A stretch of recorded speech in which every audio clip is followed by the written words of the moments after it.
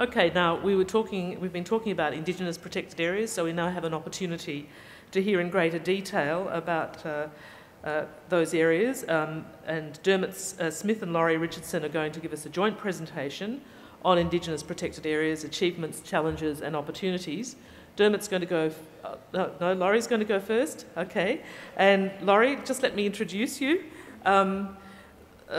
Lori has been working in this field for some time. She has both Aboriginal and Torres Strait Islander ancestry, and she's now an Assistant Director of the Australian Government's IPA program.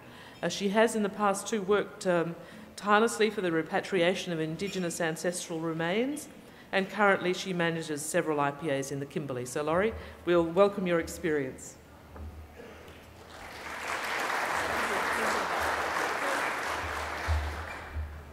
Thank you, Carmen. Carmen Lawrence, yay! Just want to pay my respects to the traditional owners, to the Kaurna Nation, and my apologies that I wasn't here for the cultural exchange. I just want to say kia ora to the elders and the brothers and sisters from Aotearoa. And I want to thank Parks Forum for having me, David. Gail Cassidy did all the arrangements, and Ben, who very kindly has been looking after me. He picked me up at the airport last night. It was raining, the plane was late, missed our entree, then I ate his dessert, so sorry mate. Okay, I've actually only been with the IPA program for 4 months, and so I thought my boss was crazy to say, yeah, go to a Parks Forum and talk about the program. But what I've brought to the program is probably a unique perspective. Being Aboriginal and Torres Strait Islander, having worked in the bureaucracy for about 30 years, and having strong connection to my own country. So it was kind of a good fit for me to come to the IPA program. So this is my father's country. This is Jabbergai country up in the rainforest in North Queensland. This is the Barron Falls. From my grandmother, we are also Guggiyallanji. And this is my mother's country. This is Murray Island in the eastern Torres Strait. We're Miriam people. So, you know, coming from country, from strong culture, it's such a pleasure to work on the IPA program. I thought what I would do is, rather than talk about this from a bureaucratic perspective, I'd talk about it from my own perspective and coming into the program and seeing how it works. And there was kind of no point in talking about the nuts and bolts because Dermot is the architect of the program, and we call him the Godfather in Canberra. Very respectfully and reverently and with no Sicilian connotations whatsoever. But I will give the Indigenous perspective and Dermot will give the more cerebral part of the presentation. So what's an IPA? It's an area of land and/or sea. It's voluntarily declared by traditional owners and land owners, and it's managed primarily for biodiversity conservation. It's managed by traditional owners, and this is where this program is so important to me. And it's managed as per their own agreed management plan, which I'll talk about a little bit later. It's funded through the Department of Sustainability, Environment, Water, Population and Communities, it's SOPAC, and the declared IPAs contributed to the National Reserve System. So the IPAs have 4 stages. There's a community consultation process where the communities decide whether an IPA is what they want, whether it's going to meet their needs. Then there's development of a plan of management, and we'll talk about that a bit later, but these are very complex and difficult plans for community to come together and agree on. And so once they get one, it's a really important document. Then an IPA can be declared, and then there's the continuing on-ground works in accordance with the IPA plan of management. So from 2007, we had 24 declared IPAs. At the end of last year, we had 50. We had one more last week in Borroloola, and we've got about 7 that will be declared by the end of the year. So we've gone from about 20.3 million hectares to 26.3, and by the end of the year, there'll be about 30 million hectares. And we have 92 projects on the book. And if I can just... So our largest IPA is the South Tanami. That's a 10 million hectare IPA. Our smallest is, oh, there he is, up in Pulu in the Torres Strait. That's 15 hectares. So they range from very small to very large. One's not more important because it's 10 million hectares. They're all significant cultural areas to traditional owners.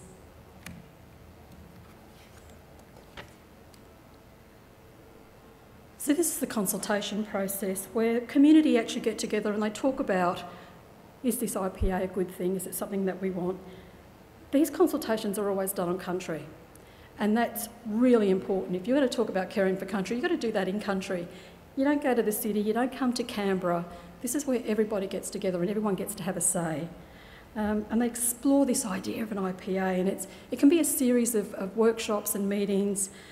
Sometimes there are exchanges to other IPAs. When I was up in the Kimberley a couple of weeks ago, the Willigan community said, yeah, we're going to start a sister IPA with Wardican. Now, Wardican's in Arnhem, so, oh, sorry. So, I'll show this map that's not on the board. Wardican's up in Arnhem and Willigan's out in, you know, the central Kimberley. Two totally different landscapes, two totally different cultures in many ways. But they came together and they went, we can really learn from each other, which is really, really special. So once the communities get together and they start to have these conversations, this is the sort of stuff that they talk about. So it always starts with the traditional owners. And then from there a steering group is formed, and then there's the plan of management. This one's really interesting because Burraku is auspiced by the Kimberley Land Council. So the money goes in there. Dewar was the former Department of Environment, which is now SOPAC, but the money comes in and then it goes out for the steering group, so we pay for the steering committee meetings, and then it goes into developing the plan of management and then implementing the plan of management. One of the good things about the IPA too is that it also encourages other partners to come in. So over here, they've got, these are the sorts of other projects that they want to do that will also have input into the IPA. And then the KLC also looks at things like training and job futures and capacity building. So it's a quite complex process that the traditional owners go through. So a plan of management can be it's normally in the form of a book, and sometimes it's in the form of a poster. We had a joint management meeting in Cairns earlier in the year, and one of the communities said, oh, we're going to go and do one of those posters because they're great, and we can put them up in the school and we can show everybody what they're doing. So rather than having to read a plan of management, it's just there. It's also a really good way for the senior traditional owners to keep track of what's being said and to make sure that what they said is in the plan of management and that it is being done. So this is implementing the management plan. So again, what's important about this program is that the traditional owners determine what are the priorities for country, how they're going to manage country.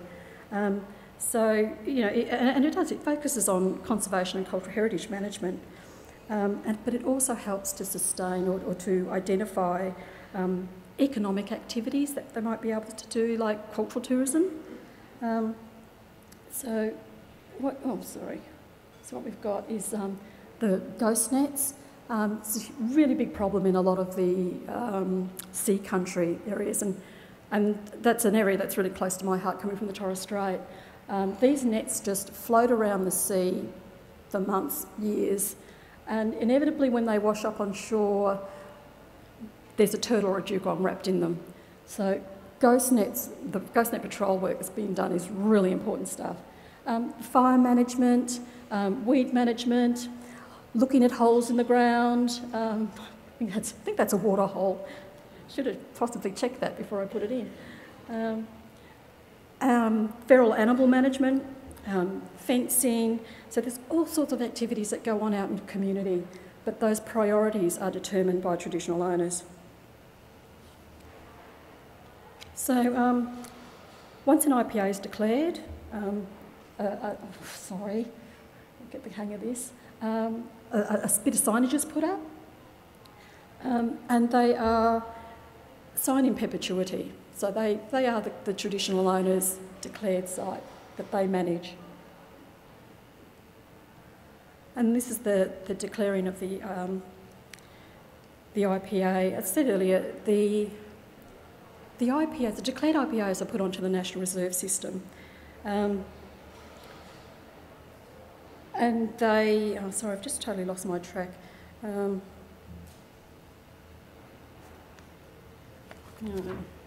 I'll just go on to the next one. I'll think about it. What's happened?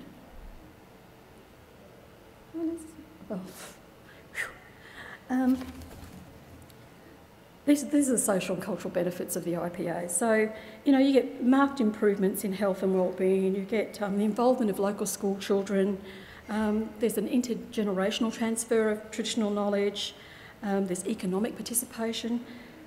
I don't think any of that really encapsulates the cultural value of an IPA.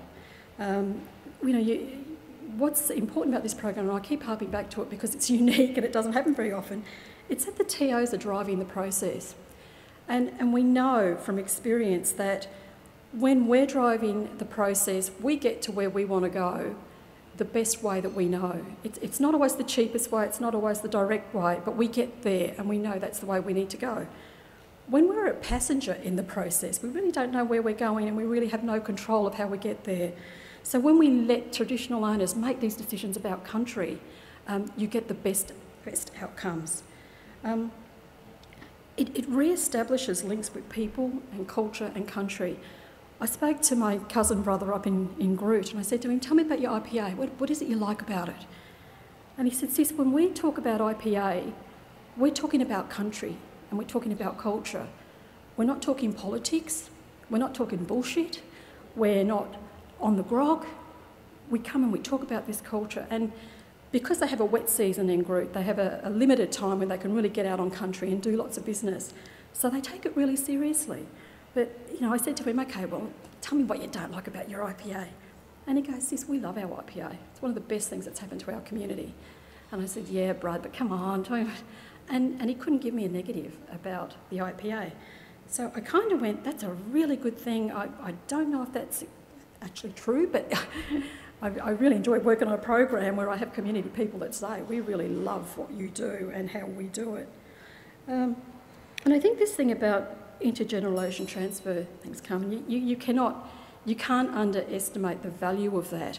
When you have old people, and a lot of these activities that are done with weed management and, going out into country, this is old people taking their children and their grandchildren, and that keeps culture alive, but it also makes that link back to country, which can sometimes get lost.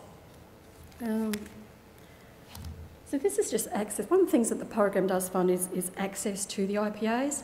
Some of these are really remote. If you have a 10 million hectare IPA, you're not going to get out there on a bus. There's helicopters, there's boats, there are convoys of troopies that will, to take 20 people out into country. So it's complicated, but it's expensive.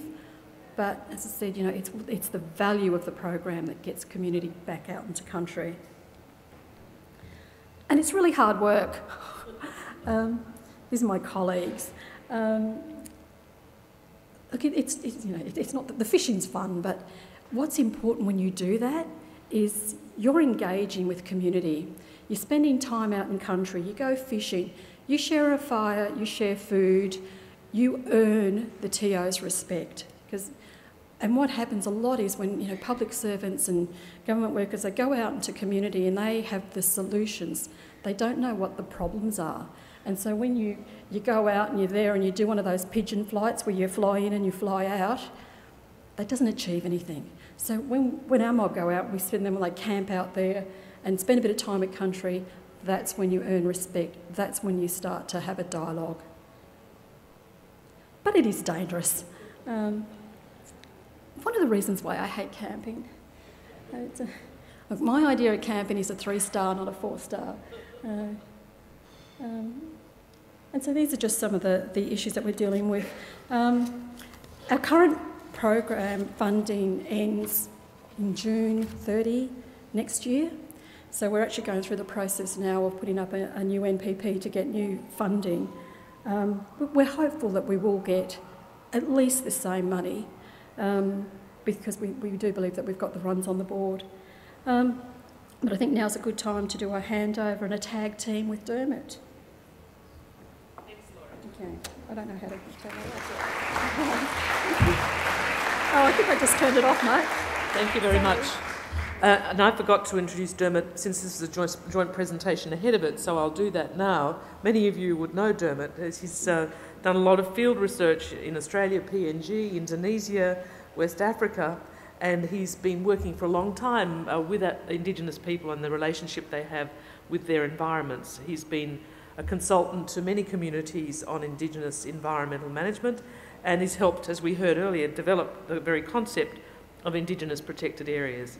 And he's now a member of the Australian Environment Minister's IPA subcommittee, and if you look at his CV, he's also an expert on a range of scientific committees and is a well-published author as well. So, Dermot, sorry I didn't introduce you earlier. Please come and give your presentation. Thank you. Thanks very much and good afternoon. Firstly, acknowledge and thank the Ghana people for their welcome here, and thanks Lori for introducing this topic.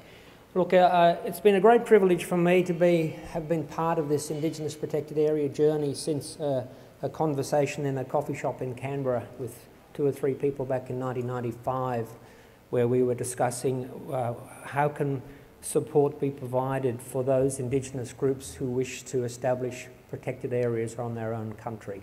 And the journey was about in those days, breaking the government monopoly on protected areas to provide a much broader governance spectrum. And that really has been achieved, as we've heard from a number of speakers, to include private protected areas and Indigenous protected areas.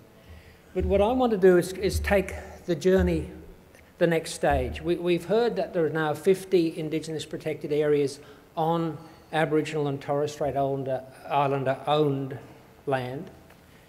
And that works well for traditional owners who have ownership of their traditional country or who have exclusive native title on their country, or for traditional owners whose country is in inland areas and doesn't include sea country, marine areas.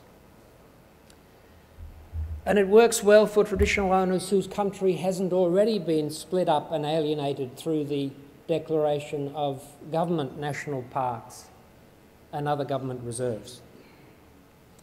But what about other traditional owners? What about other country?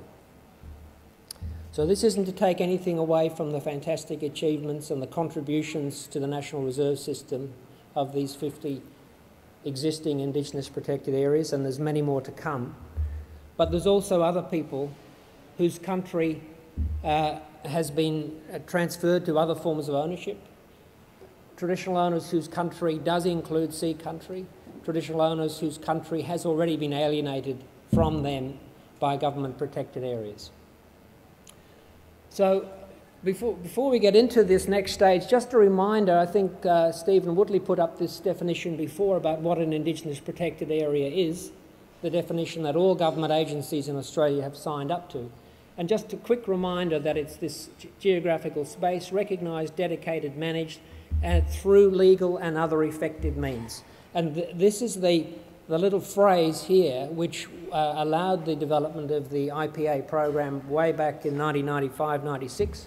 And it's that phrase which myself and others have been grappling with on how we can expand this concept to other parts of the country. So just bear in mind that legal and other effective means. So to think about traditional owners who don't have ownership of their country, let's think about what is country. And we don't have time to go into the depths of that, but very broadly we're talking about specific areas of land and sea where a particular group of people have a traditional association and responsibility, whether or not they have legal ownership of those areas. So that's just a generic map showing, might be clan estates, might be language areas, on land and sea. And you might have one area there which might be a small bit of land that Aboriginal people are now owning. And if you have IPAs, Indigenous protected areas, that are restricted to Aboriginal owned areas, then that is their opportunity for an IPA. But their country, well, let's go back here. The options on the sea are very limited if you have a system based on tenure, because even with things like native title on the sea, exclusive Aboriginal ownership of the sea is very unlikely in Australia in the current system. But then you might have a national park, you might have a forest reserve, and you might have a marine park in this particular country. This might be an area, for example, where joint management of these protected areas is not currently on the government agenda. So what are the options for Aboriginal people to have a greater role in this sort of situation? And the answer to that is to move away from tenure-based IPAs to think about country-based IPAs, where the idea of an Indigenous protected area framework gets negotiated and established across all those range of tenures. And that range of tenures could be extended to things like local council reserves, or it could even be parts of pastoral stations where the pastoralist agrees to set areas aside for conservation. Now, this might seem like a radical idea, but it's in fact starting to happen, and I'll go through some examples in a moment. And the question is, how do these country IPAs work? Well, the first ingredient is leadership by traditional owners themselves. And I think that's an important lesson that we got from that earlier speech from New Zealand, where the coastal and marine conservation initiatives were led by the local Indigenous community. You need to negotiate a system that is consistent with the IUCN protected area definition and guidelines, and look for a combination of legal and other effective means to deliver an Indigenous protected area over multiple tenures. You also need a commitment to collaboration from the range of owners and managers of those other tenures. Now, that might seem a challenge initially, but as we've heard from other speakers, when you get people together and ask for their vision of country, there's often a lot of things in common. And my experience has been that when traditional owners lead a planning process and lead a collaborative process, invite government agencies, conservation groups to their table, then the offers of collaboration actually do follow. You then need to negotiate governance arrangements. And those governance arrangements don't have to be based on legislation. They have to be a form of agreement which gives effect to those commitments to collaboration. And then you need, ultimately, some form of recognition by governments and the wider community that what you have negotiated is an effective protected area. So that idea of a country-based protected area needs some form of recognition.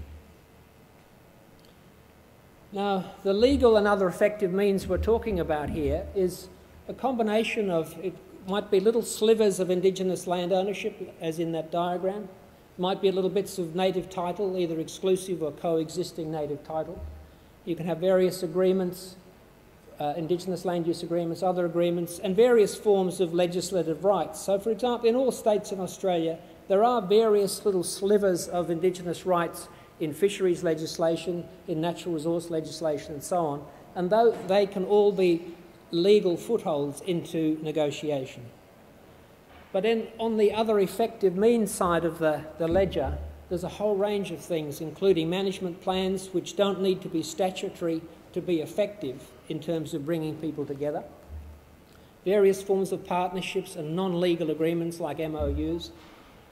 Rangers, and in many of the Indigenous protected areas, there are independent Aboriginal and Torres Strait Islander rangers operating. And education, liaison research, all the sorts of normal things that a park agency actually spends most of its time on. So the legal basis for most protected areas around the world is only a small part of how protected areas are actually managed. So here's some examples from Queensland, a part of the world that I'm based in.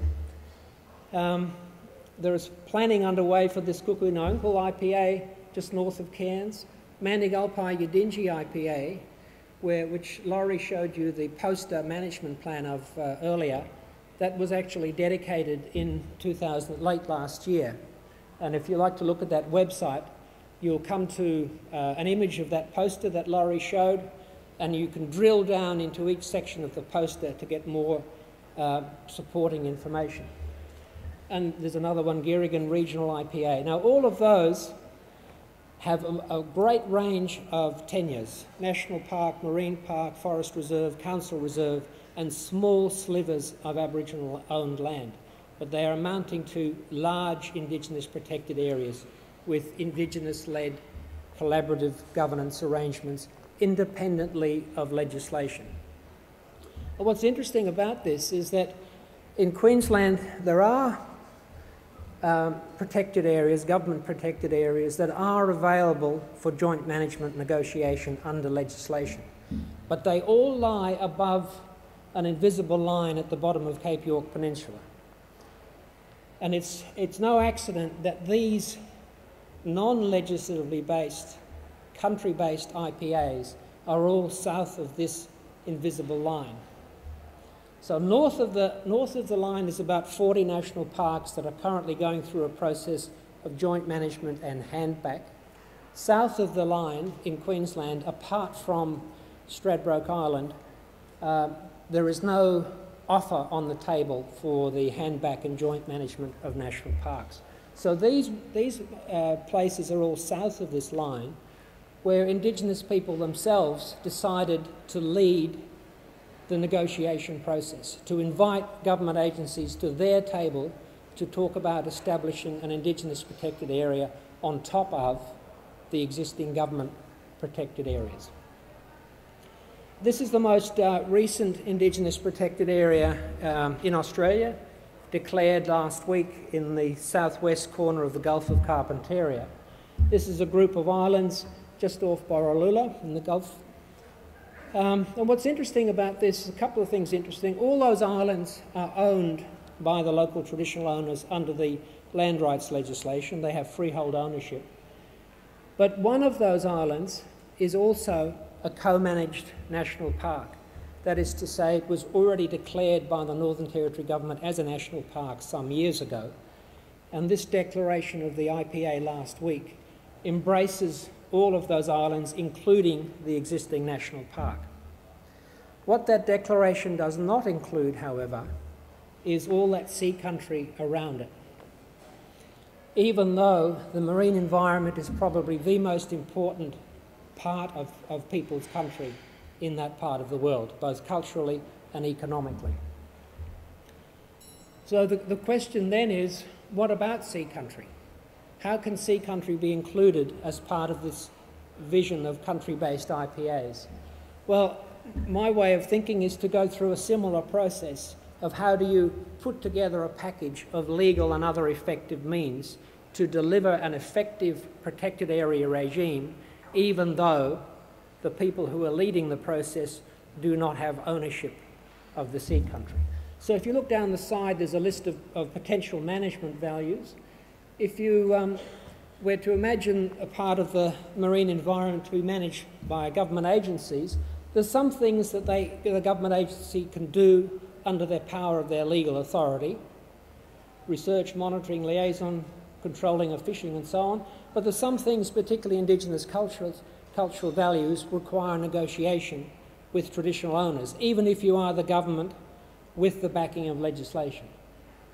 For Aboriginal people, there are many things they can do without legislation also, including manage their own resource use, manage their own cultural values, and they can also embark on monitoring, research and liaison without the need for legislation. There are some things that they are more difficult and will require negotiation. And if you put those two things together in the form of a sea country IPA, you can achieve management of all those values. So just finish up by saying that country-based IPAs allow this concept of country as a scale to re-emerge as a management unit in Australia. Country-based IPAs can recognise the full spectrum of natural and cultural values across a landscape. They can integrate coastal land and sea management, and there was never a time in our history where the need to integrate coastal land and sea management has been greater. In my experience, coastal national parks are often managed completely independently of marine parks, and yet as the sea levels rise, the marine parks are invading the national parks, and the idea of country is a way of integrating those processes. IPAs, country-based IPAs, can complement, enrich the existing separate management of those existing protected areas, similar to the idea of a World Heritage Area which drops over multiple tenures. And finally, the management can be achieved, as I've indicated, through a series of legal and other effective means. And I think I'll leave it at that. Thanks very much.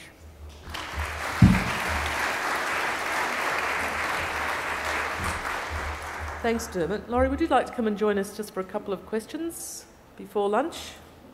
You right there? Good. Okay. Any questions at this stage?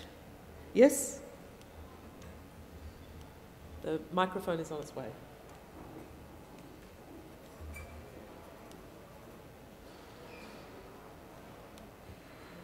Hello, Laurie and McDermott. A couple of questions. Firstly, as a program, which is what IPA is there going to be a consideration for a transition of that program from the Commonwealth to the state, so the state starts taking responsibility for that, and then Commonwealth resources then can be used for further projects? And secondly, how I just got to think about how to think about the question, but if you answer that first one. Yeah, absolutely. Look, that is an excellent question, and one of the things that I would like everyone to go away from this session to understand the difference between the IPA program, which, as you quite rightly say, is a Commonwealth program, but there's an important distinction between the IPA program and IPAs. Indigenous protected areas are created, established, managed by traditional owners. They are not declared by governments. They are recognised by governments. That's the crucial role. And the IPA program is a way for the Commonwealth Government to support the planning and management of IPAs. So, however, to establish an IPA, in my view, you don't necessarily need funding or support from the IPA program.